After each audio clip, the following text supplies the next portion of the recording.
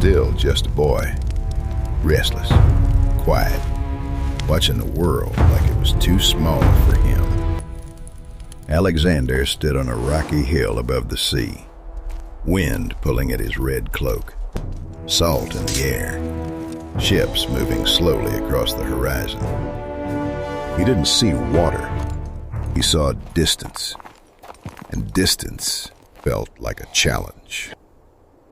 His father was a king, a hard man, a warrior, a man who believed land was taken, not given. His mother was different. She whispered strange things, that he wasn't ordinary, that gods walked beside him, that greatness was not a choice, but a destiny. Between them, the boy grew, half steel, half myth. At night he listened to stories, Achilles, Troy, heroes who died young, but were remembered forever. That part stayed with him, not the victories, not the gold, but the memory. To be remembered, even if it cost everything. One afternoon his teacher placed a map before him. The known world, Greece, Egypt, Persia, lands beyond imagination. Alexander didn't speak. He just stared. Then he asked a quiet question, not how big it was, but how far it went. The room fell silent, because everyone understood what that meant. This wasn't curiosity. It was hunger. Years later, men would follow him across deserts, across mountains, into places no Greek had ever seen. But in that moment, he was only a boy, standing over a map, already thinking like a conqueror. And maybe that was the beginning of everything, or the beginning of the end. He was no longer just a boy, but he wasn't ready to be a king either. Alexander stood in a silent palace hallway, torches flickering, shadows stretching across stone. Somewhere behind those walls, his father was dead. Not old, not sick, killed. The crown came quickly, too quickly, placed on a head still learning its weight. Men twice his age watched him, generals, nobles, rivals, all waiting to see if the boy would hesitate. He didn't.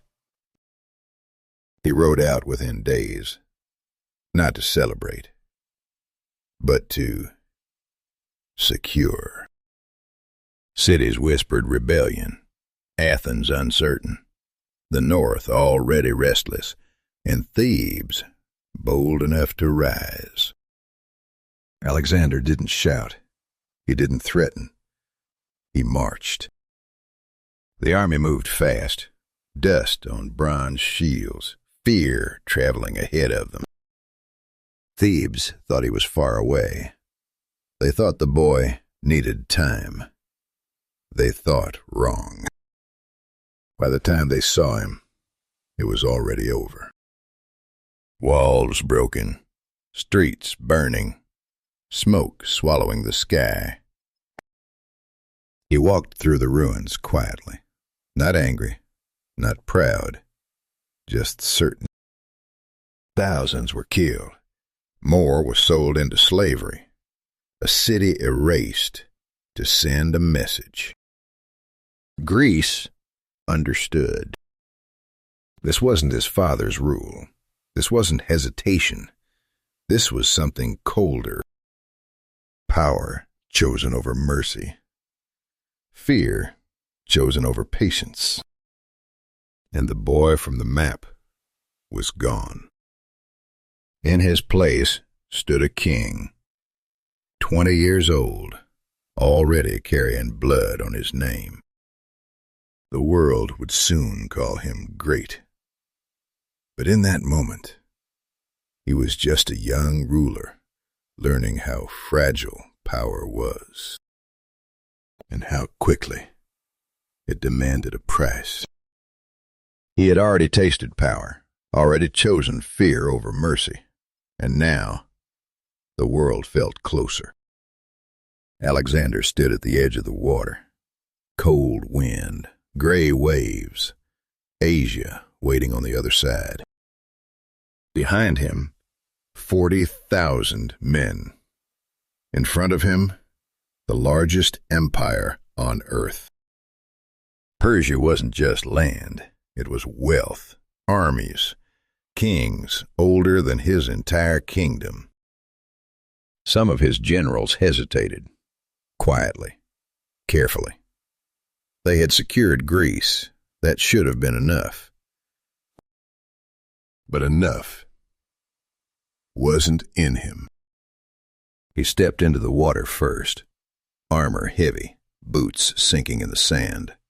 A king, leading like a soldier. The army followed. Ships creaked, oars cut through dark water. No cheers, just the sound of men crossing into uncertainty. When they reached the shore, he didn't celebrate. He threw a spear into the ground. Asia, claimed before the first battle. It was bold, or reckless, maybe both. The Persians were waiting.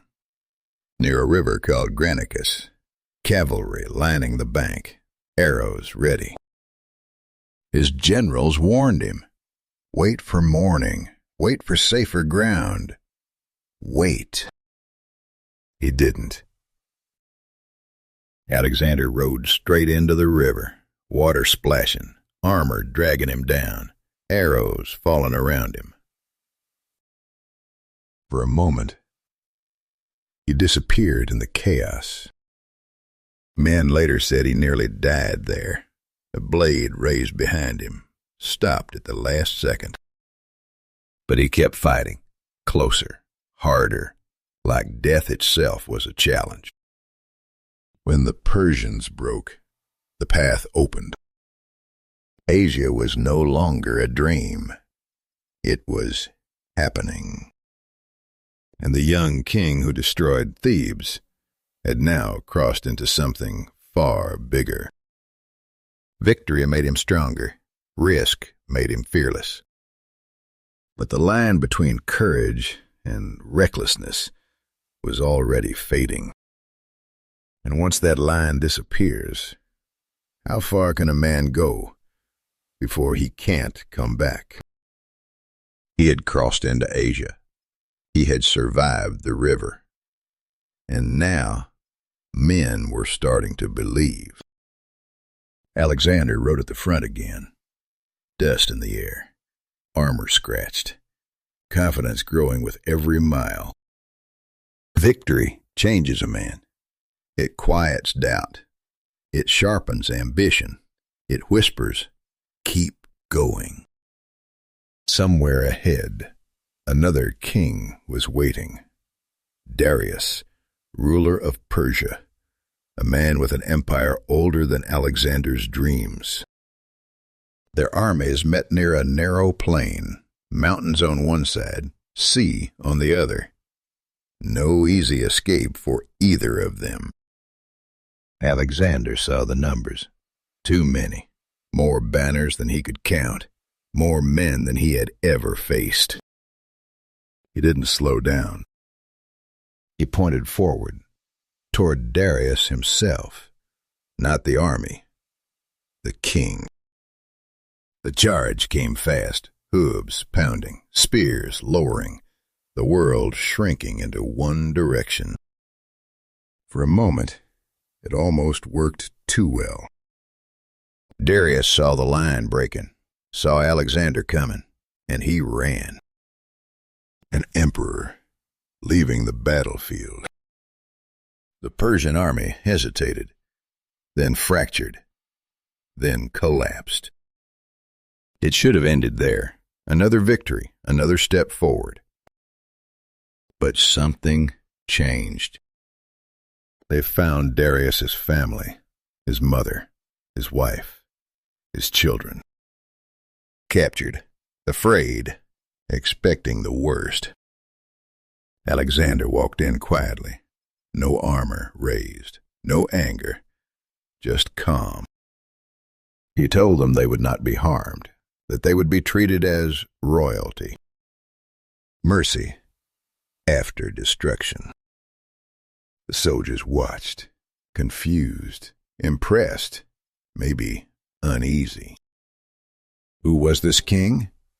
The one who burned cities, or the one who spared enemies?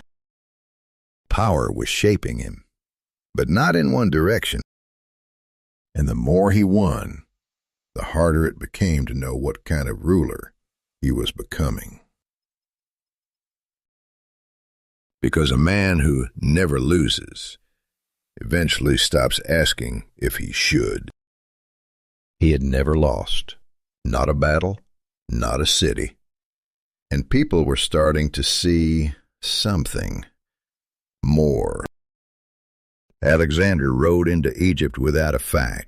No walls collapsing, no fires, just gates opening.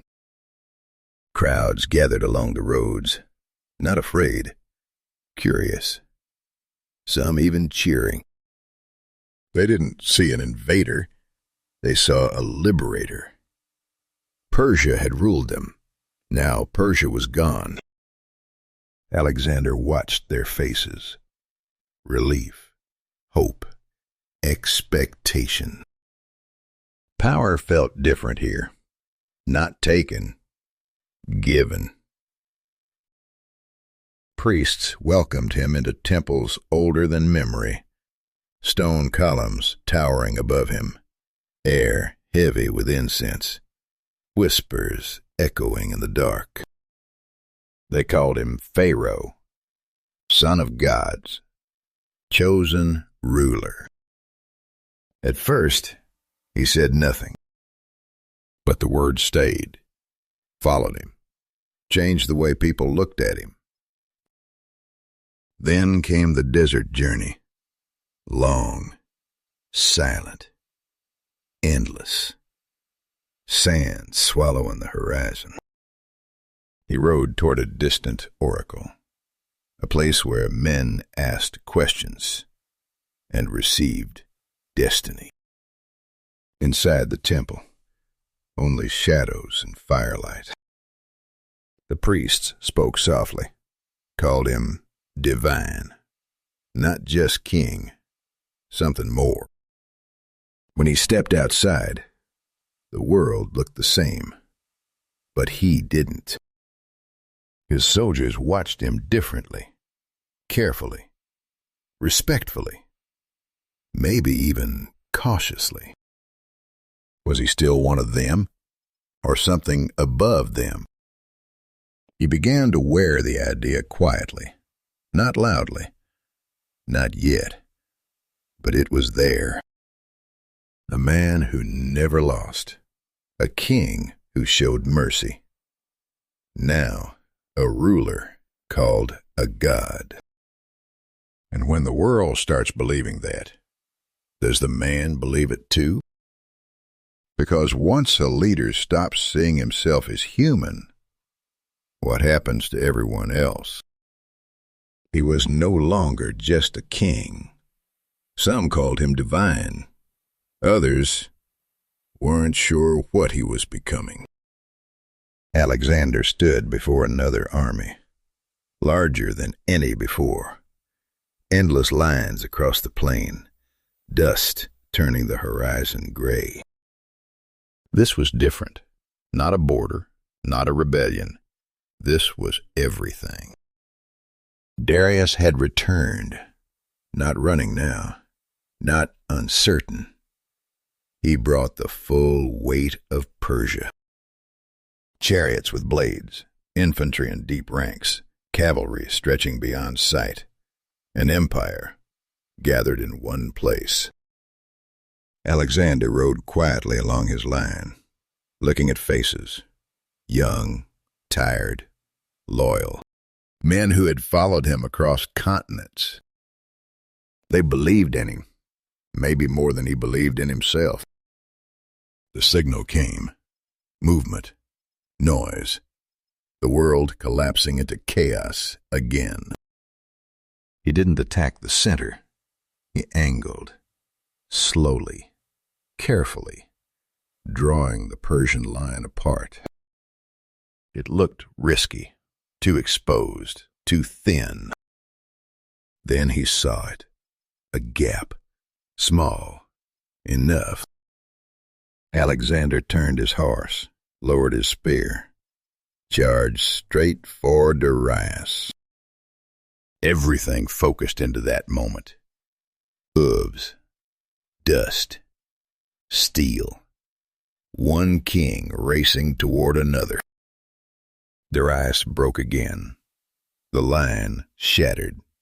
Persia folded in on itself.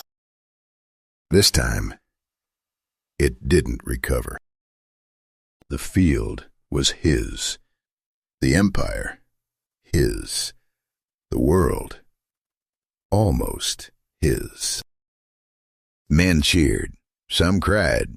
Others just stared in disbelief. Alexander didn't celebrate long. He looked east. Always east. Because when you win everything, there's nothing left to prove. Only something left to chase. And maybe that's the danger. Not losing, but never feeling finished. Because a man who conquers the world still has to decide when to stop. And he never did. He had won the world, or something close to it. Most kings would have stopped there. Alexander didn't. He stood at the edge of another map, lines fading into empty space, no cities marked, no borders drawn. Just unknown. His generals were older now, scarred, tired, men who had followed him for years. They expected a return west, home, families, rest. Alexander looked east. Again. The march grew harder. Mountains that cut the sky, deserts that swallowed footsteps, rivers wider than battles. The air changed. The languages changed. Even the stars felt unfamiliar. Still, he kept moving. Then came India. Heat, humidity, rain that never seemed to stop. The ground turned to mud. Armor rusted. Food ran low. And then, the elephants. Massive shapes in the mist. Armor on their heads. Towers on their backs. His soldiers had never seen anything like them. Fear spread quietly. Not loud, not rebellious. Just heavy. They kept fighting. Because they always had. Because he always won. But something was different now. After another battle, they stopped. No shouting, no speeches, just silence. They wouldn't go farther. Alexander waited. Days passed. Rain falling. Tents sagging. For the first time, his will wasn't enough. He walked alone that night, looking into darkness. East, still calling. But behind him, thousands of men who had given everything. A king who conquered the world now faced something new. Not an army, not an empire, but the limits of loyalty. So he turned back. Not defeated, not victorious, just human. And maybe that was the moment he finally learned. Even the greatest conqueror can't command how far others are willing to follow. He finally turned back, not because he lost, because his men were done. Alexander returned west, through dust, through heat, through lands that already carried his name. But something had changed. The victories felt quieter, the marches slower, the future less certain. He reached Babylon, a city meant for celebration. Plans were already forming. New campaigns, Arabia next, more oceans, more maps to erase. He wasn't finished, not even close. Then came the night. A banquet, wine flowing, laughter echoing across the hall. Alexander drank, like he often did, to bond, to forget, to feel alive again. Hours passed. Then the pain. Sudden, sharp. He bent forward, hands gripping the table. The room changed. Music stopped, voices lowered. They carried him away. At first, no one panicked. He had survived worse. Wounds, fevers, battles that should have killed him. But the fever climbed, day after day. His voice weakened. His body stopped obeying. Generals gathered outside. Whispers filled the corridors. Poison? Disease? Exhaustion? No one knew. Inside, the conqueror of the world couldn't even stand. One by one, his soldiers filed past him, silent, watching their king fade. He couldn't speak anymore, so he lifted his hand, barely. That was enough. The man who outran empires, now losing to something unseen. At 32, the march ended. No final battle, no last victory, just a quiet room and a breathing that slowly stopped. They asked who would inherit the empire. Some say he whispered, "To the strongest." Maybe he did, maybe he didn't. Because in the end, the empire he built in a lifetime was already breaking before his body cooled. He conquered the world, but he couldn't outrun time. And the strangest part, the man who feared nothing in battle left behind the greatest uncertainty of all. What happens when a legend dies before becoming old enough to understand what he built?